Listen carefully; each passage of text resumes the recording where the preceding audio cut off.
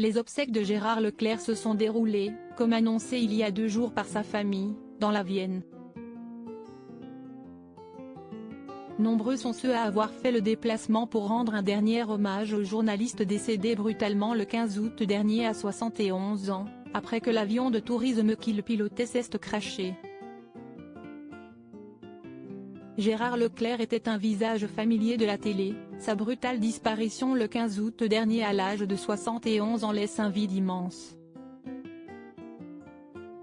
Le journaliste passionné d'aviation est mort dans le crash de l'avion de tourisme qui le pilotait, avec à son bord 2 autres personnes, Michel Monory et une amie. Sur nos ondes comme sur nos écrans, Gérard Leclerc fait vivre l'information et le débat durant près de 50 ans. Sa mort prématurée, dans un accident d'avion, endeuille le monde du journalisme, avait réagi Emmanuel Macron dans un communiqué, au lendemain de la mort de Gérard Leclerc. Dès le soir même, Pascal Praud et Laurence Ferrari, collègues du défunt journaliste chez CNews, avaient exprimé leur immense tristesse sur X, anciennement Twitter. Ce jeudi 24 août 2023 se sont déroulées les obsèques de Gérard Leclerc.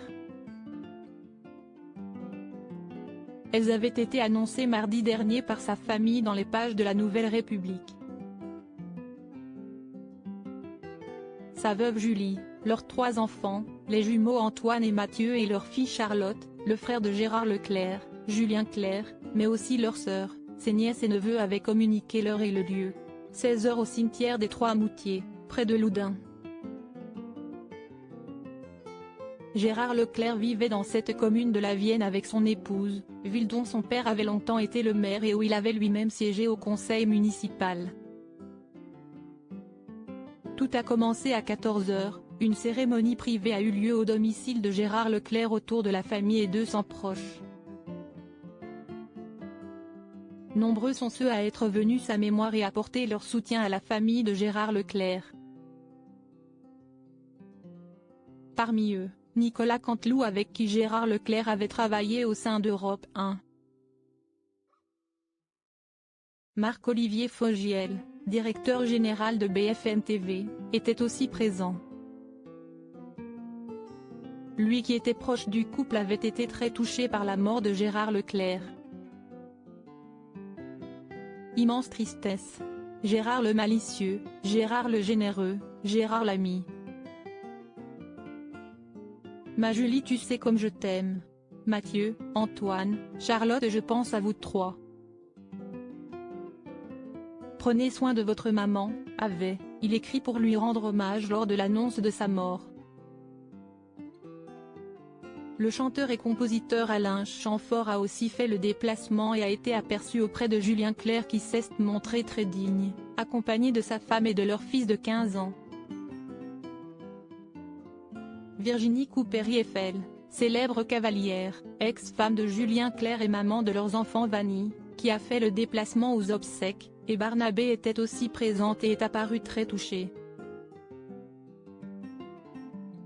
La Nouvelle République précise que beaucoup de gerbes ont été déposées comme celle signée de la part d'Europe 1 ou encore une autre au nom de Gérard Larcher, le président du Sénat ou Rima Abdul Malak, la ministre de la Culture. Une longue et grande carrière à la télévision, Gérard Leclerc était sur CNews depuis sa création en 2017. Auparavant, il avait été l'un des visages célèbres du service public. D'abord sur Antenne 2, devenue France 2, où il avait été chef du service économique, rédacteur en chef de Télématin ou encore directeur adjoint de la rédaction. Il avait ensuite été rédacteur en chef du service politique, économique et social à France 3, 2007-09, puis président de la chaîne parlementaire Assemblée nationale, LCP1, de 2009 à 2015. Il avait débuté sa carrière à la radio, notamment sur Europe 1, dont il avait épousé une grande voix, l'animatrice Julie, avec laquelle il a eu ses 3 enfants.